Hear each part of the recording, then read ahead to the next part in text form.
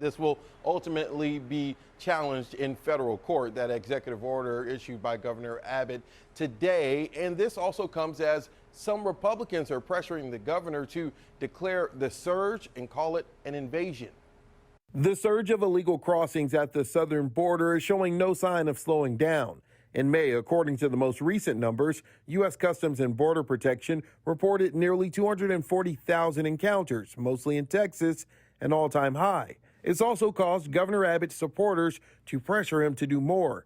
Multiple border county leaders want the migrant surge declared an invasion, believing that it will trigger a constitutional mandate for more federal border resources.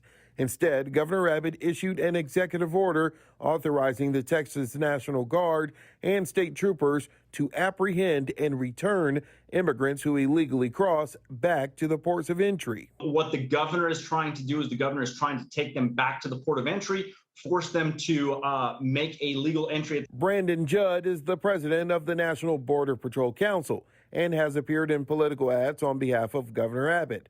Judd says prior to this order, state law enforcement would call Border Patrol, who would then handle transporting the migrants back to the port of entry. They're not apprehending for a federal crime. They are finding them, they are apprehending them for committing a state crime, which they have the authority to do. Now, if they then determine that they're in the country illegally, they take them back to the port of entry and they turn them over to federal officials.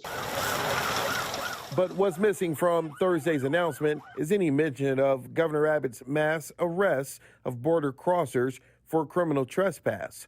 A group of those arrested by state troopers under Operation Lone Star have sued in federal court, claiming they were held in custody even after posting bond or having their charges dismissed.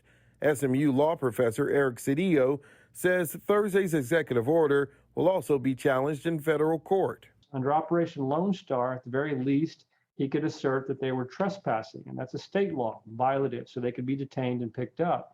In this context, he's saying federal law is being violated, we're going to have state police pick you up, and I think that's where he's gone too far.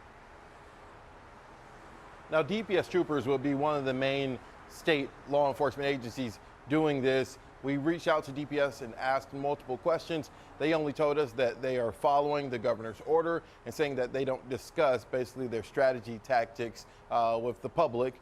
Also, some people have asked if they are transporting migrants, will this impact the bus program that Governor Abbott started months ago? The governor's office says it doesn't, and they have so far voluntarily bused nearly 4,000 migrants to D.C.